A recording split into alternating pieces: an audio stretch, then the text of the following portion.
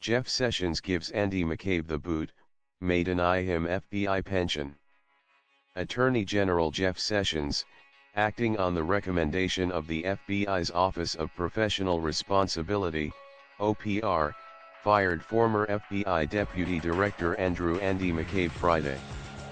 By dismissing McCabe, who was set to retire at the end of the month, before Sunday, Sessions may have jeopardized McCabe's ability to draw a pension. Speculation Sessions might make this move has stirred since the Department of Justice Inspector General's report, which is yet to be publicly disclosed, was reported to have recommended McCabe be fired over his handling of press disclosures during his investigation of the Clinton Foundation. The OPR, upon reviewing the IG's report, issued a recommendation to fire McCabe.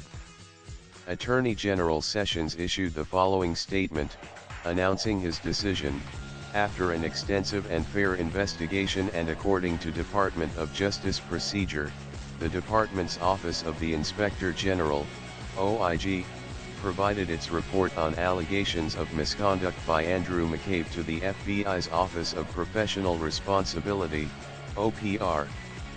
The FBI's OPR then reviewed the report and underlying documents and issued a disciplinary proposal recommending the dismissal of Mr. McCabe.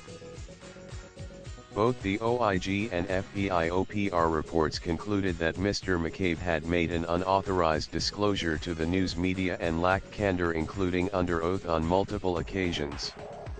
The FBI expects every employee to adhere to the highest standards of honesty, integrity, and accountability. As the OPR proposal stated, all FBI employees know that lacking candor under oath results in dismissal and that our integrity is our brand. Pursuant to Department Order 1202, and based on the report of the Inspector General, the findings of the FBI Office of Professional Responsibility, and the recommendation of the department's senior career official, I have terminated the employment of Andrew McCabe effective immediately. McCabe reportedly already had stepped down from his number 2 spot at the FBI following the House Intelligence Committee's review of a memo dealing with, among other things, McCabe's handling of a foreign intelligence surveillance court warrant application. Andrew McCabe has responded with a statement, "I have been an FBI special agent for over 21 years. I spent half of that time investigating Russian organized crime as a street agent and supervisor in New York City. I have spent the second half of my career focusing on national security issues and protecting this country from terrorism. I served in some of the most challenging, demanding investigative and leadership roles in the FBI. And I was privileged to serve as deputy director during a particularly tough time. For the last year and a half, my family and I have been the targets of an unrelenting assault on our reputation and my service to this country. Articles too numerous to count have leveled every sort of false, defamatory, and degrading allegation against us. The president's tweets have amplified and exacerbated it all. He called for my firing. He called for me to be stripped of my pension after more than 20 years of service. And all along we have said nothing, never wanting to distract from the mission of the FBI by addressing the lies told and repeated about it. No more. The investigation by the Justice Department's Office of Inspector General, OIG, has to be understood in the context of the attacks on my credibility. The investigation flows from my attempt to explain the FBI's involvement and my supervision of investigations involving Hillary Clinton. I was being portrayed in the media over and over as a political partisan, accused of closing down investigations under political pressure. The FBI was portrayed as caving under that pressure, and making decisions for political rather than law enforcement purposes. Nothing was further from the truth.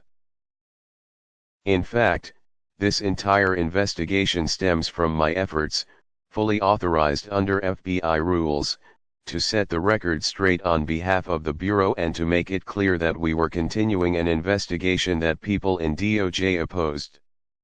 The OIG investigation has focused on information I chose to share with a reporter through my public affairs officer and a legal counselor. As deputy director, I was one of only a few people who had the authority to do that. It was not a secret, it took place over several days, and others, including the director, were aware of the interaction with the reporter.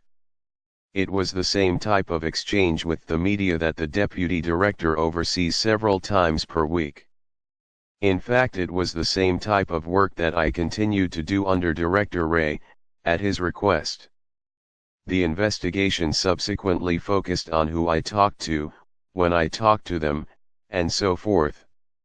During these inquiries, I answered questions truthfully and as accurately as I could amidst the chaos that surrounded me. And when I thought my answers were misunderstood, I contacted investigators to correct them.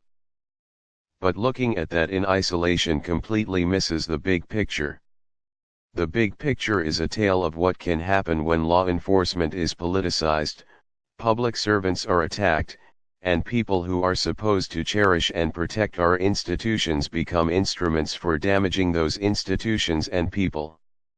Here is the reality: I am being singled out and treated this way because of the role I played, the actions I took, and the events I witnessed in the aftermath of the firing of James Comey.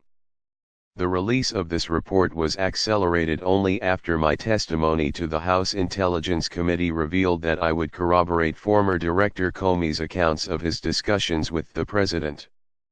The OIG's focus on me and this report became a part of an unprecedented effort by the administration, driven by the President himself, to remove me from my position, destroy my reputation, and possibly strip me of a pension that I worked 21 years to earn.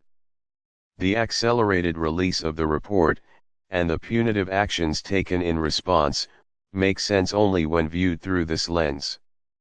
Thursday's comments from the White House are just the latest example of this.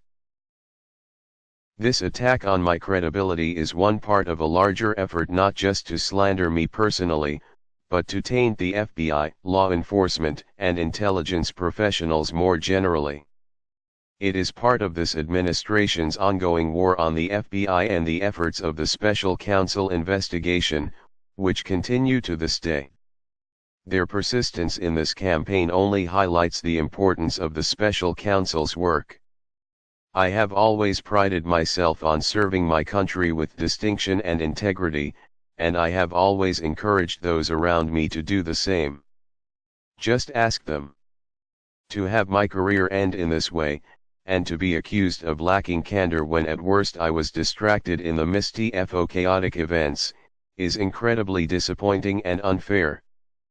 But it will not erase the important work I was prevailed to be a part of, the results of which will in the end be revealed for the country to see. I have unfailing faith in the men and women of the FBI, and I am confident that their efforts to seek justice will not be deterred.